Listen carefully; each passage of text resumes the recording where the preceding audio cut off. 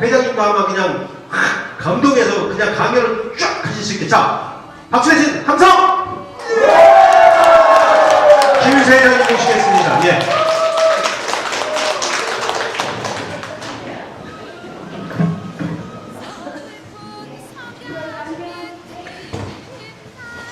네, 반갑습니다. 안녕하세요.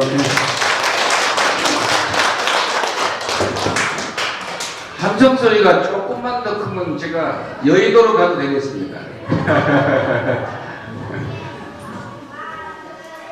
그러니까 여러분 잘 오셨습니다.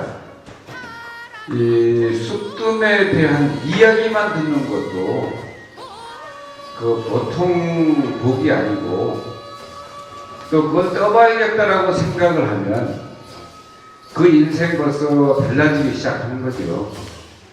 실제 뜨면 완전히 달라질 수가 있습니다. 막말로 딴 사람이 될 수가 있거든요. 전혀. 근데 이 쑥뜸의 이 효용성이나 이 위대성을 말로 설명하기란 쉽지가 않습니다. 저도 전 세계 그 국제 기구에 몇 가지 가입이 되어 있는데 마사모라고 아까 우리 정대모비랑 남들 뭐 마이크만 가져왔다면 안 갖다 주는데 마사모 회원이라서 이 마이크 한번 잡았다 하지 않나요? 그래서 말을 조금 하는데도 쑥뜸의 위대한 점을 설명하려면 그거 뭐 어디부터 어디까지 무슨 얘기를 어떻게 전개해서 해야 할지 난감합니다. 그만큼 그게 쑥뜸의 세계는 대단히 오묘하고 대단히 광대무변하다고 할 수가 있죠. 그래서 여러분 아무튼 이 좋은 계절에 뭐 지리산 바람도 쐴 겸 겸사겸사 이렇게 오시면 이 쑥뜸 이야기를 또 벌로 듣고 아이고 뭐 뜨거워서 뜰 수 있겠나 이렇게 생각할 수 있지만 까이거 그거 한번 내가 뭐 도전해서 그거 확 한번 떠보러 이렇게 그래가지고 또 도전할 수도 있습니다. 그러면 의외로 그게 너무 뜨겁다고 고통스러울 거라고 짐작했던 분은 뜨면서 진짜 확 떠버릴 걸 이걸 괜히 이렇게 몇 년 동안 뜸들이고 그냥 고민했다고 그러고 뜸을 우습게 알고 생각하다가 덜컥 뜬 사람은 몇 장 안 뜨고 아까 그 우 회장 얘기처럼 업에 나중네 아이고 인사선생님 이걸 사람이 하라고 이걸 가르쳐 주셨습니까? 이거 뭐 마피아들이나 할 일이지 이러고 생각할 수가 있어요. 그래서 오늘 어쨌든 이 인산 쑥뜸 2호는 그 자체가 고금동서에 전무후무합니다. 이게 그냥 뭐 제가 PR 좀 멋있게 하려고 제가 서두에 이런 말씀을 드린 게 아니고 이것은 정말 예나 지금이나 동양이나 서양을 통틀어서 어느 저 별세계에서도 이런 얘기는 있지가 않았습니다.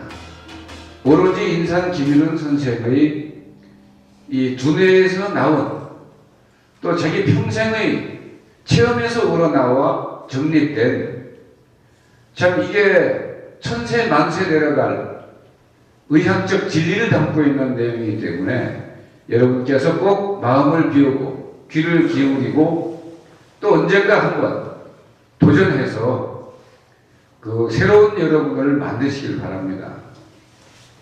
이 쑥뜸 이야기를 하면 내일 오전에 또 저 뒤에서 앉아있는 우리 김종호 이사가 뭐 쑥뜸을 뜨는 구체적 방법과 또 부작용 또 다른 기타 사항들에 대해서 설명을 해주고 또 그 우리 선친의 훌륭한 제자 중 한 분인 홍순진 부원장께서 또 좀 더 구체적이고 이 주의해야 될 사항, 쑥뜸이 얼마나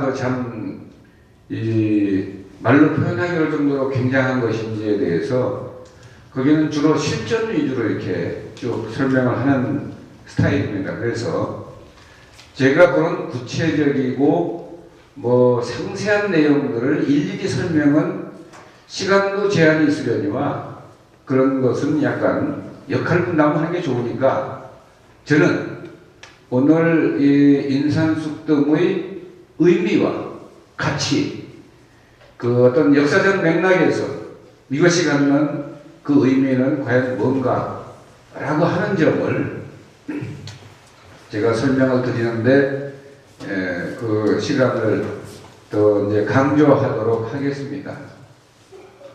이제 자세한 설명을 드리기 앞서서 제가 한 40년 가까이 이 중앙단전에 쑥뜸을 이렇게 뜰 때 어떤 데 보면 딱 쌀알 반 톨도 안 되는데 놓고 얼마나 정신이 없는지 하늘이 노랗게 보이고요. 그 다음에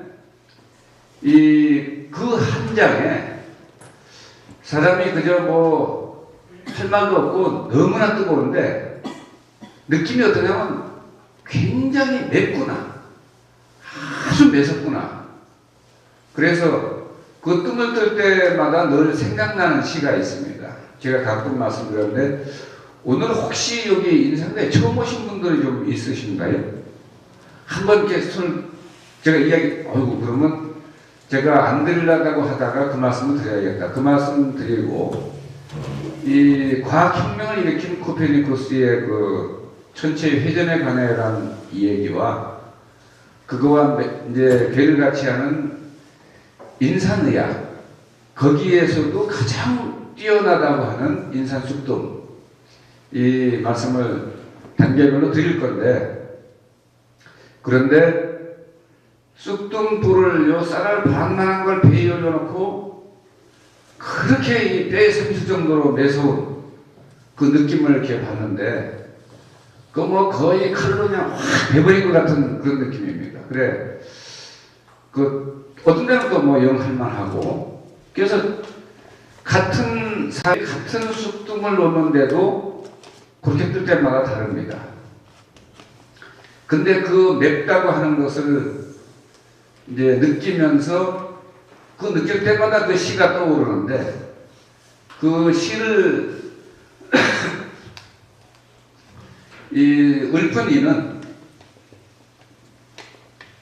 당나라 때도 유명한 선사로서 아주 유명한 분입니다. 황벽희운이라고 하는 그분의 시고 우리 국민에게도 많이 알려져 있습니다.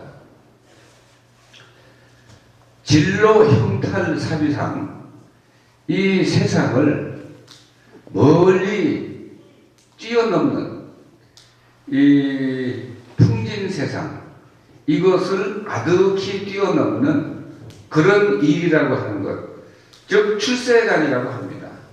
이 세속적인 모든 의미와 같이 그런 삶을 뛰어넘어서 정말 탈속한 그런 신선 도인들의 삶을 살기 위해서 진로 형탈, 그런 세상을 아득히 뛰어넘는 일이라고 하는 것, 진로 형탈 사비상, 그런 일은 보통 일이 아니네.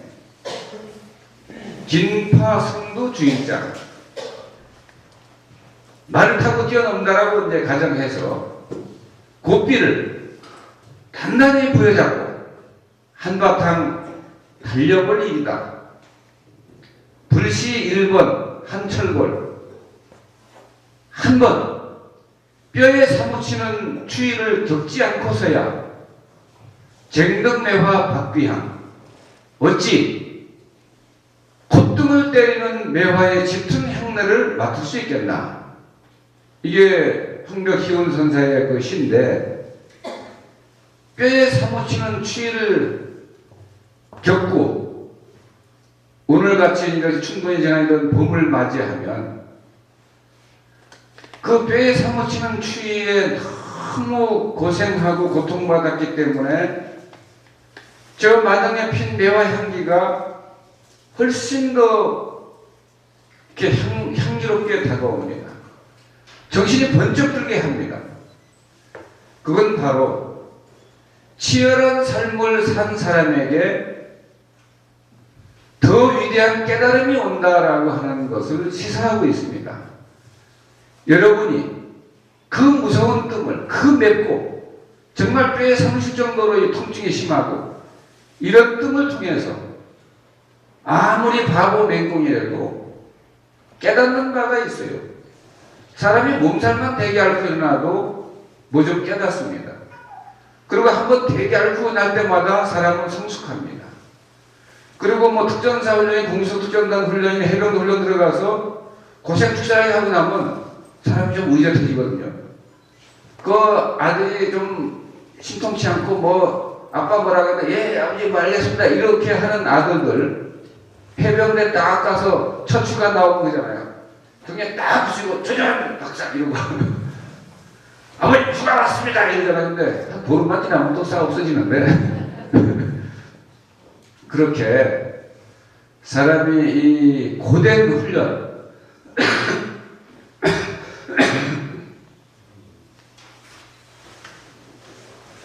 고된 시련을 통해서 사람은 굉장히 단련이 되고 정신적으로 성숙하고 어떤 경우에는 위대한 깨달음을 얻게 됩니다. 여러분께서는 깨달음 하면 뭐 석가모니나 하는 것이고 선사들이나 깨닫는 것이지 깨달음이란 나랑 아무 관련이 없다 이렇게 생각하는 분들이 있어요. 그냥 여러분 여기 와서 한 바퀴 걷고 이렇게 얘기 툭 하다 보니까 어떤 생각이 드십니까? 참 잘 왔구나. 이것도 깨달음이에요. 깨달음은 크고 작고 많은 단계가 있습니다. 그런데 우리말 깨달음이지만 그 깨달음의 의미를 세 글자를 가지고 제가 풀어보죠. 깨가 뭐죠? 참깨, 들깨? 이건가요? 깨는 이런 거 깨부신다는 얘기입니다. 우리가 깨부시할 게 뭡니까? 무지와 편견, 자기 스스로 만들어 놓은 자기의 카테고리, 그 다음에 자기 스스로 형성한 모든 고정관념의 틀, 이런 고정관념의 틀을 깨지 않으면 영원히 망상 속에서 살아갑니다. 잘못된 생각 속에서. 자, 짜게 먹는 게 건강에 안 좋고 소금이 해롭고 이런데 제가 들으면 참 정신이 나가도 좀 적당히 나가야지 저런 식으로 사람이 정신이 나가버리나. 맛이 가도 여러분 제일 동작이 빠른 닭이 무슨 닭이죠? 그 후다닥이라는 거 있잖아요. 후다닥. 그 다음에 비즈니스를 하다가 망한 닭이잖아요. 그건 쫄닭. 그 다음에 또 이게 후다닥 옷을 벗어 새끼는 닭이 있어요. 그게 홀닭. 아주 야한 닭입니다. 그런데 그런 닭은 계속 봐주는데 이게 맛이 간 닭이었어요. 헷가닥. 사람이 왜 헷가닥 한 것도 아닌데 뭐가 그 짜게 먹으면 해놓고 무슨 소금하고 왜 주셨습니까? 그리고 세상에 짜게 먹는 사람이 있어요. 지 식성대로 먹지. 짜게 먹는 사람 지구상에 하나도 없는데 짜게 먹으면 해롭대. 이런 원래 근본적인 논리가 잘못된 겁니다. 원래 이 소금 문제의 본질은 순수 염화나트륨을 그냥 먹었을 적에 굉장히 위험합니다. 그런데 묘하게도 공교롭게도 대한민국 국민의 99.9%가 먹으면 절대 안 되는 염화나트륨을 섭취합니다. 그것도 국가에서 법으로 그 소금만 먹도록 규정했어요. 이런 저간의 사정은 말 안 하고 소금이 나쁘다고 얘기를 합니다. 소금이라고 하는 건 옛부터 지금까지 인류의 생명을 위해서 좋은 역할, 위대한 역할을 했을 뿐이지 지구상에서 가장 오래된 항생제가 뭡니까? 소금입니다. 역사상 가장 많이 쓰였고 가장 오래되고 부작용이 나타나지 않았던 소화제가 뭡니까? 소금입니다. 소염, 살균, 소독 이 모든 것들이 소금으로 다 가능한 거예요. 그런데 왜 어느 시점부터 소금이 해롭고 뭐가 어쩌고 저쩌고 연구를 하고 난리를 치고 하면서 지나 싱겁게 먹어서 지나 일찍 가든지 말든지 할 일이지.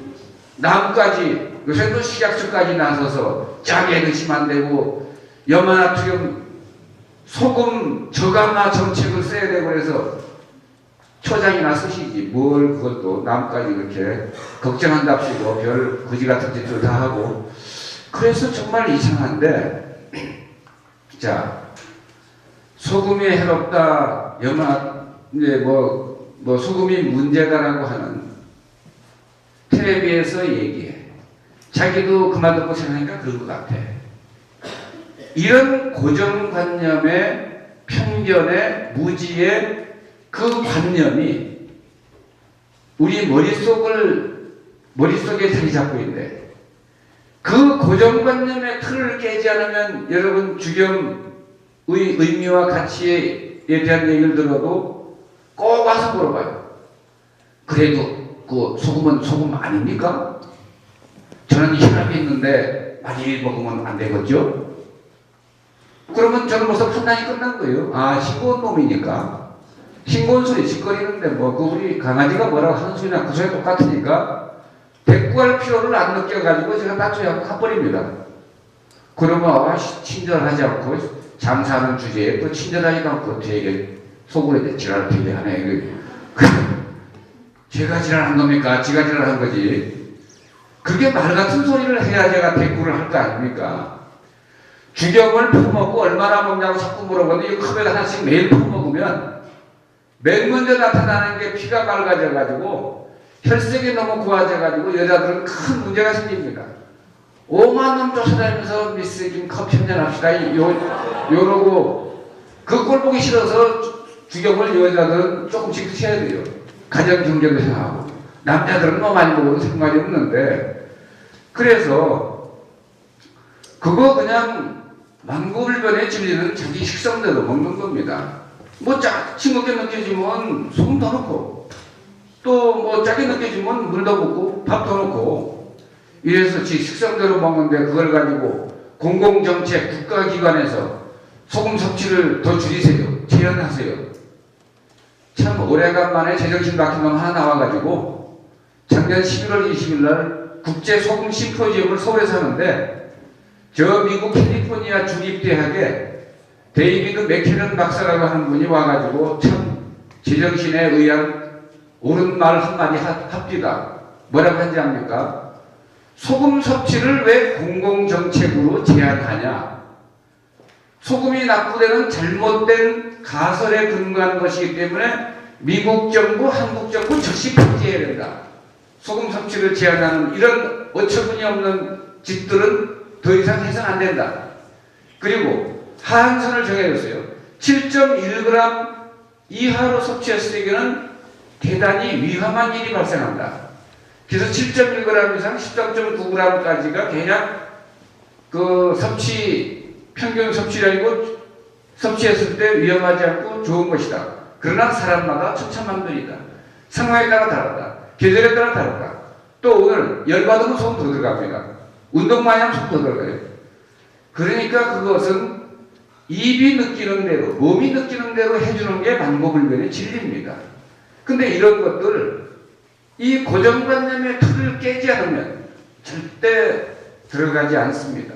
실컷 얘기하고 저 내려갈 때는 또 뭐라고 하냐, 관광버스 타고 가면서 어제 그 털보가 뭐라고 했더라, 뭐 좋은 얘기 한 거 같긴 한데, 뭐 소금 가지고 뭐 뭐라고 했더라, 다른 걸 욕만 되게 하던데, 이러고 기억이 안 나요. 그래서, 자, 내 고정관념의 틀을 깨버리면 닿는 곳이 어디죠? 진실한 세계에 닿습니다. 실상을 볼 수가 있어요. 작년 6월 15일 이 세상에 등장한 책이 있습니다. 제가 아버님의 구술을 받아가지고 5년 동안 잠 안 자고 계속 써가지고 회사 일도 하고 책도 쓰느라고, 그래서 펴낸 책이 귀신 진짜 양약자 신약이라는 책입니다. 그 책 여러분은 이해가 잘 안 가시겠지만 향후 100년 정도 걸릴 의학혁명의 도화선이 되는 책입니다. 그리고 그것은 어느 만큼 위대한 혁명을 하냐면, 여러분이 태양이, 달이, 별이 지구를 중심으로 돈다고 생각해서 여러분에게 불이익이 있습니까? 혹시 사는데 지장 좀 있습니까? 월급이 좀 줄어들었나요? 아니면 먹은 게 소화가 잘 안 되나요? 지리를 잘못했기 때문에? 여러분에게 별 불이익이 없습니다.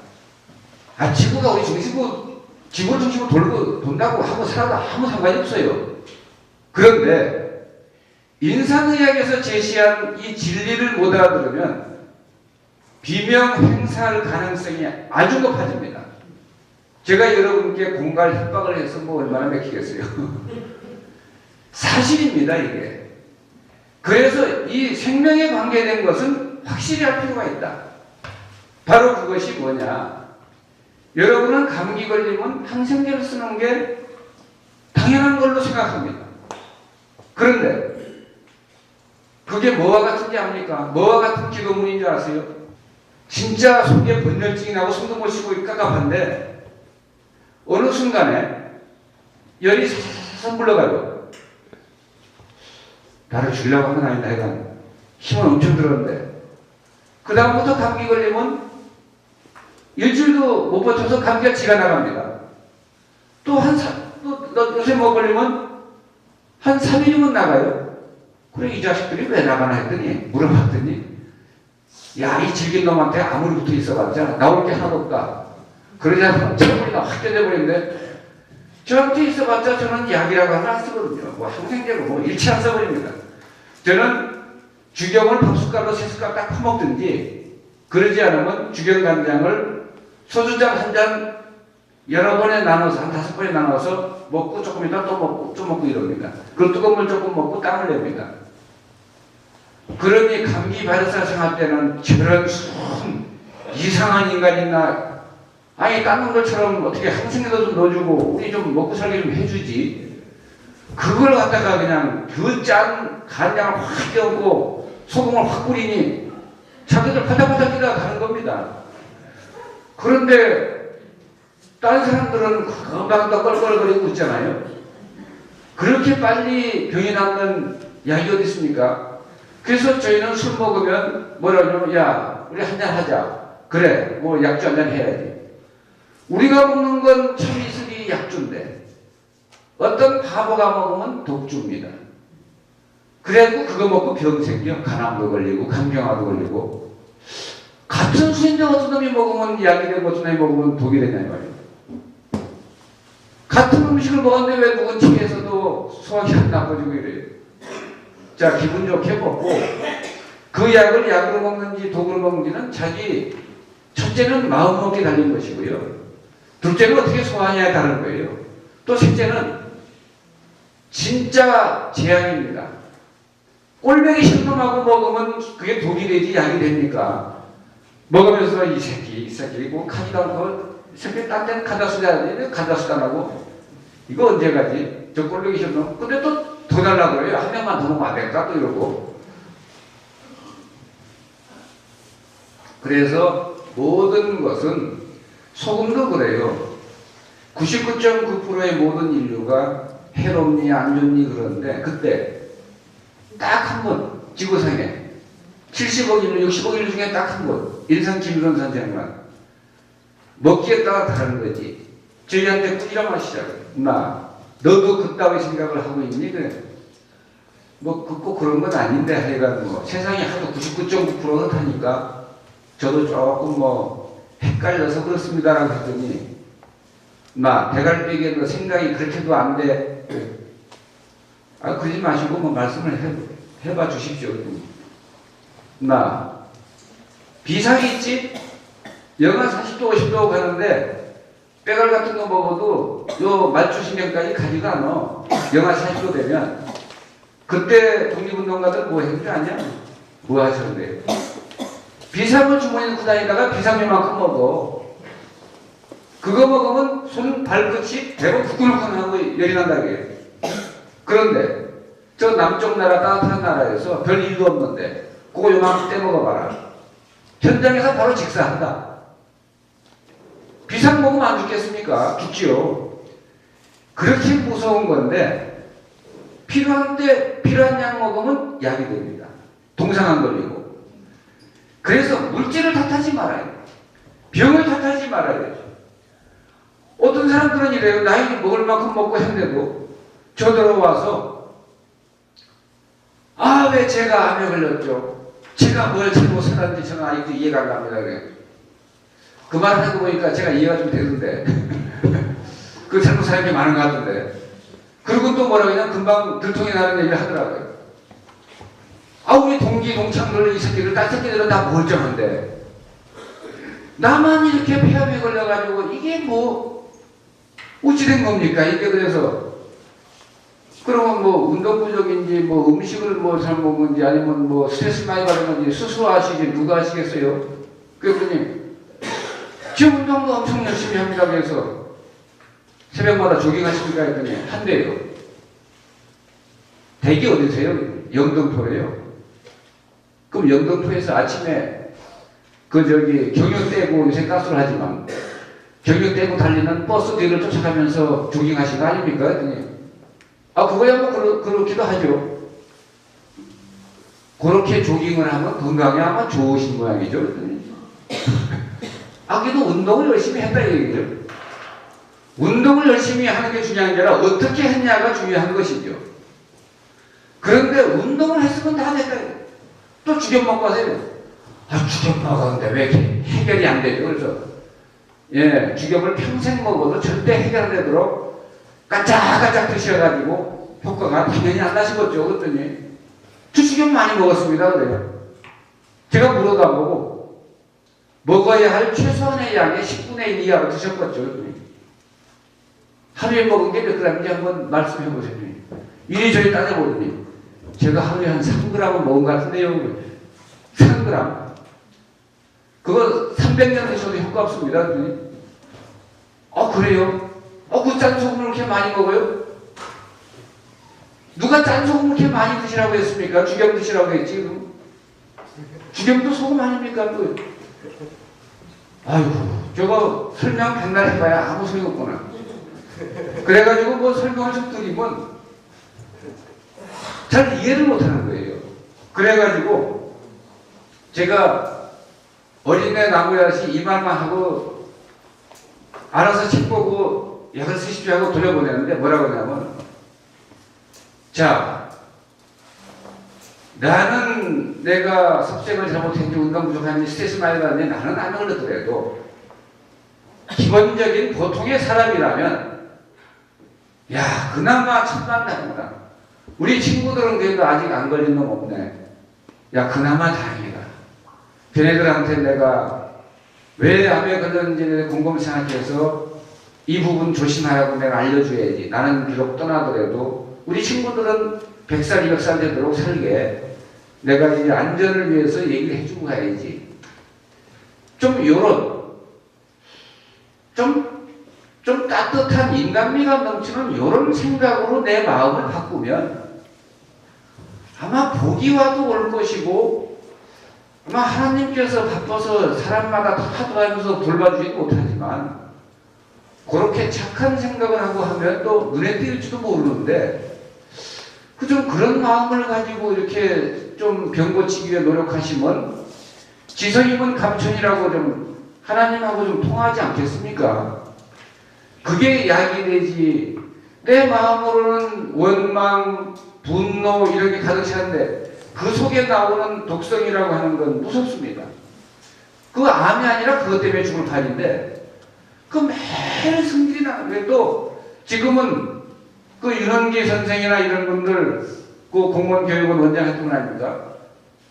저한테 와서 공무원교육원장 끝내고 저한테 와서 아니라 제가 강의 들으러 갔었는데 백강포럼이었는데 이 들을 태우는 불길을 뭐라고 하냐면 요원의 불길이라고 합니다. 이 들판을 태우는 요원의 불길처럼 국민의 분노가 불붙기 시작하면 국가가 막을 도리가 없습니다. 그 핵폭탄 던져도 안 됩니다. 그래서 국민의 분노 관리가 국가적 과제라고 말을 할 때 저도 가슴이 철렁하더라고요. 그런데 지금 무슨 병에 걸리면 대부분은 처음에 막 분노를 일으킵니다. 내가 왜 이런 병에 걸려야 돼? 아니 6개월도 못 산다. 이런 도대체 그동안 건강검진 늘 했는데 그 병원 내 의사라는 인간들은 도대체 뭐 했고 지금까지 도대체 이 병이라는 게 왜 하필 나한테 온 거야? 그럼 딴 놈한테 가면 죽습니까? 하여간 돌아다니다 뭐 갈 사람한테 갔겠죠. 그러면서 병을 원망하고 의료진을 원망하고 국가를 원망하고 사회를 원망하고 이런 원망과 분노가 끓으면서 자기의 정신을 가립니다. 갈 길, 살 길에 대한 판단력이 흐려져요. 우왕좌왕 정신이 없어요.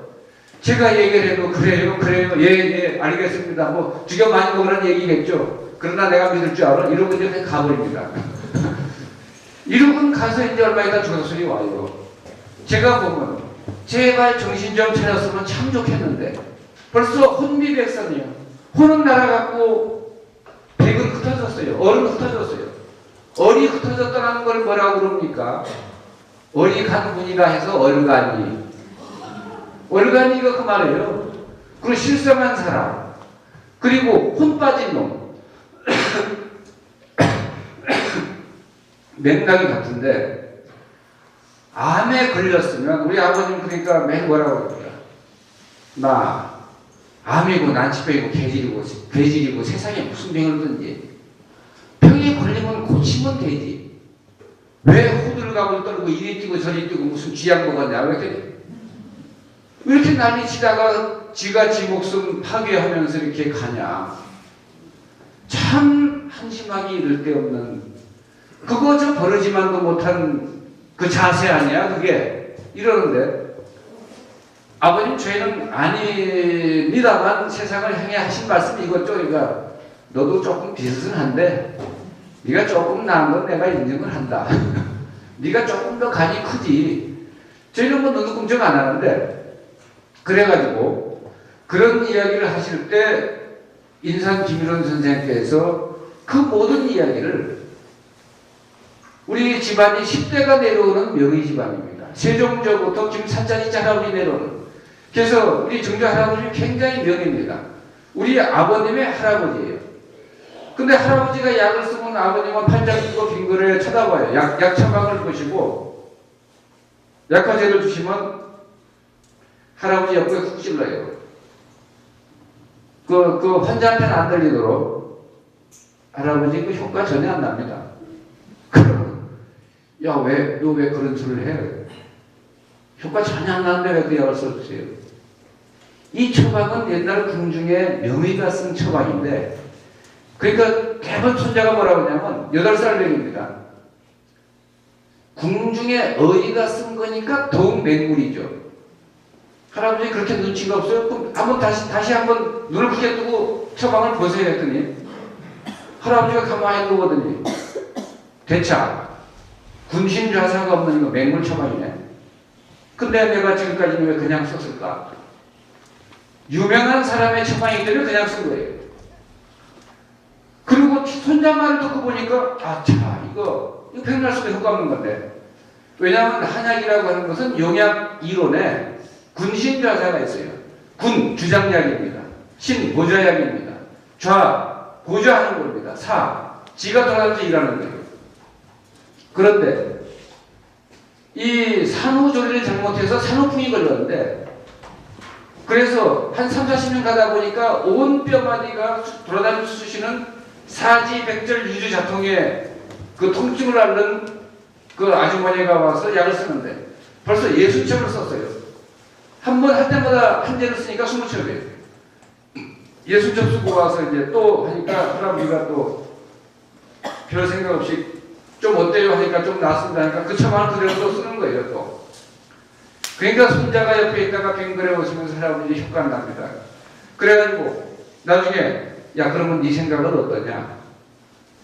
할아버지 저 애기 엄마 체형을 보세요.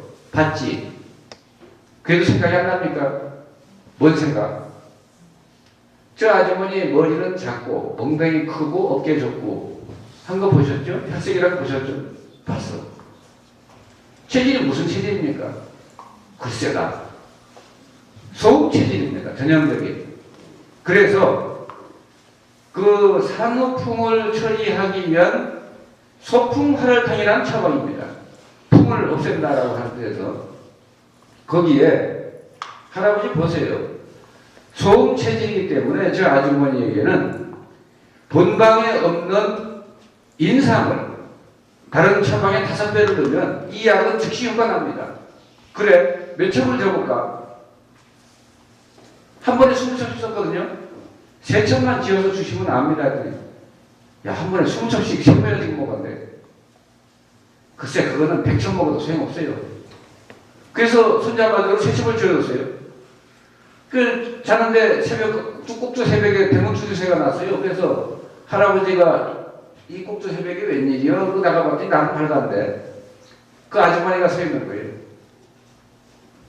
아니, 새벽에 웬일이요? 할아버님 어제 지어주신 약은 대관절 무슨 약이길래 한 첩 때려 먹으니까 몸이 통증은 씻은 듯 거치고 군 거치듯 몸이 날아갈 것 같아요. 너무 좋아서 감사랑 인사드리려고 왔습니다. 이러니까 정조 할아버님이 코가 쑥 빠져가지고 야 이제 처방은 네가 다 해라. 이러니까 그 손자가 또 한마디 합니다. 할아버지는 참 눈치가 이렇게 네가 하라는데 또 뭔 얘기를 또 왜? 그랬더니 제가 쓰면 환자들이 얼마나 놀라겠어요. 그럼 나더도 어떡하는 얘기냐? 제가 써서 드리면 고개만 서너 번 끄떡끄떡 하다가 환자한테 드시면 그러면 환자가 제가 할아버지 처방을 기억해 쓴 줄 알 거 아닙니까? 그래 알았다 네 말대로 하지. 그러니까 이제 환자만 오면 할아버지는 가만히 있어요. 그러면 우리 아버지는 들으시고 처방을 다 써가지고 할아버지 드려요. 그럼 할아버님이 끄떡끄떡하고 뭐 그래 제대로 잘 썼다 그래 이대로 해서 드시면 되겠어요 한데 우리 할아버님이 약 쓸 때보다 10배 100배 효과 나요. 그러니까 중조 할아버지는 자기가 처방할 생각을 안 합니다. 이랬던 분이 1909년에 태어나니까 이름이 한일합방 됐죠. 보통 학교에서 한국 유학생들을 괴롭히니까 우리 아버지는 평안도 박식을 하세요. 그래 이 박식을 얼마나 잘하시냐면 맷돌 위에 팥을 넣고 이마로 다 깹니다. 그래가지고 그런 이 센 사람들이 3명에서 15명을 거품 물고 자빠지게 하고 일본 경찰이 총 들고 쫓아와서 압록강 건너서 가버리신 거예요. 15살 때. 그래서 그냥 독립운동에 투신하게 된 계기가 일본 경찰에 쫓겨서 간 겁니다. 그 한국 여학생 괴롭히는 그거 해서. 그러니까 굉장히 불운하신 거죠. 이제 태어나자마자 한일합방 되고 그 다음에 또 14살 되니까 또 쫓겨나고 도망가고 해서 그러시던 분이 광복이 되니까 이제 세상이 왔구나. 이제 대한민국 의료는 전 세계 최강 의료를 만들 수가 있다. 왜 독립운동가들 전부 이승만 대통령께 초대보건부 장관은 뭐라 할 것 없습니다. 인상 기밀은 반드시 초대보건부 장관 시켜야지. 이랬는데 이승만 대통령은 건국 대통령으로서 미국 프린스턴 대학에서 박사학위를 받고 미국에서 공부하신 분이에요. 그래가지고 그분은 미국통입니다. 그래서 초대보건부 장관을 최재유 박사를 시켜가지고 의학 박사인. 그래서 저희 선친은 그냥 그것도 나라의 운명이지 뭐 원망하고 탓할 거 없다. 그리고 계룡산으로 피신하셨는데 계룡산으로 그냥 은둔하셨는데 거기서 제가 태어났습니다. 그래서 저는 계룡산 신원사 옆골짜기에 태어났습니다. 그랬더니 또 독립운동 선배들이 또 찾아오는 거예요. 그래가지고 대통령께서 그 보건부 장관하고 땅 장관을 하라고 그러니까 우리랑 같이 올라가세요 그러니까 내가 더러운 얘기는 안 들은 걸로 한다고 귀신다고 제가 그러면 내가 더 멀리 가야지 해가지고 저희 어려서 제가 아버님 등에 2살 때 아버님 등에 앞에서 이 산속으로 들어왔습니다. 지산 쪽으로. 그래가지고 우리 아버님은 평생 막노동으로 사셨어요. 그 일체 벼슬을 구하거나 독립운동 뭐 혜택을 받거나 안 하시고 결국 산속에서 목물을 하시고 막노동을 하셨는데 제가 1986년이 우리 아버님 78살이시던 해입니다. 아무리 장수하셔도 기억력에 또 혼란이 있을 수도 있고 해서 아버님 살아계실 적에 아버님 의수를 기록해서 펴내야 되겠다. 이래가지고 제가 책을 쓰기 시작해서 만 5년 만에 1986년 6월에 그 책을 펴냈는데 그 책은 자 이제 두 가지로 제가 설명드리겠습니다. 현대의학 질병이 있으면 질병을 일으킨 원인물질, 원인균, 또 원인 독소 이런 것들을 직접 쫓아가서 공격, 파괴, 제거를 시도합니다. 근데 참 의료라면 어떻게 할 것 같습니까? 병이 생긴 원인을 따져야 됩니다. 그리고 원인을 해결해야 돼요. 자, 발본색원, 그 다음에 무의자연, 그 다음에 순리의 의학을 해야 됩니다. 생명도 순리와 자연에 의해서 영위해야 돼요. 질병 치료도 역시 순리와 자연요법을 써야 됩니다. 그런데 순리와 자연이란 뭡니까? 아까 감기 걸렸을 적에 발산제를 먹고 입을 덮고 땀을 내는 게 우리 선조들이 깨달은 자연요법입니다. 그것이야말로 우리 면역 능력을 손상시키지 않고 약화시키지 않는 참 의료의 전형입니다. 이런 지혜로운 전통이 있는 그런 뿌리 깊은 민족의 전통의학이 살아 숨쉬는 나라에서 광복 직후에 우리 손으로 우리 발로 뿌리 깊은 우리 민족 전통의학을 모조리 다 생매장해버리고 지금 우리 국민은 그 대가를 너무나 처참하게 받고 있습니다. 우리 조상들의 지혜가 경험이 깃든 훌륭한 의료를 모조리 다 쓰레기통에 버리고 생매장해버리고 그리고는 병에 걸려서 항생제 쓰다가 폐렴 와버리고 항암제 맞다가 죽어버리고 그 다음에 무슨 병 고친다고 하다가 작은 병이 큰 병 되고 또 그냥 고치면 괜찮을 병이 또 죽을 병으로 또 바꿔버리고 이런 일이 비일비재하는데 어떤 사람도 의문조차 갖지 않습니다. 마음이 착한 겁니까? 이게 생각이 부족한 겁니까? 절대 의료는 크게 반성해야 됩니다. 특히 현대의학이라고 해서 마치 착각을 하게 하는 거예요. 이건 과학에 근거하고 과학 뒷받침을 받고 있는 다 검증되고 공인된 현대의학인데 틀릴 리가 있나? 이게 공인된 의학이지 이러는데 감기에 항생제를 쓴다 이거 진짜 해서는 안 될 일입니다. 암세포를 죽이기 위해서 항암제를 쓴다. 절대 있어서는 안 돼요. 일본의 그 유명한 쿠나세 순스케라고 하는 환경운동 하다가 생명운동을 하는 그 유명한 언론인이 쓴 책 제목이 어떻게 되어 있습니까? 이렇게 두꺼운 책인데 항암제로 살해당하다. 저한테 뭐 항암제에 대해서 물으면 책방 가서 그 책을 단 한 번만 읽어보세요. 항암제 한 대당 1,000원씩 준다고 맞으라고 해도 맞을 사람 하나도 없습니다. 그런데 항암제의 부작용에 대해서 우리 의료계는 설명을 안 합니다.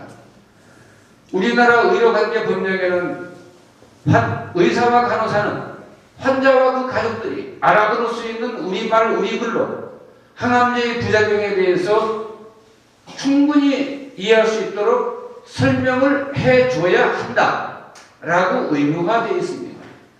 이 법으로 규정한 이 법령을 위반하는 의사 간호사에게 제발 좀 의료도 좋은데 법이나 좀 지키면서 의료를 좀 하세요 라고 말하는 깨어있는 단 한 명의 환자도 없다. 대한민국이 언제 이렇게 되어버렸습니까? 이거는 있을 수가 없는, 도대체 왜 우리가 현대의학이라는 이런 종교를 맹신광신하고 있냐 이 말이에요. 미국의 유명한 의사 그 로버트 벤저전 박사 있어요. 시카고 그 대학에 그 뭐죠?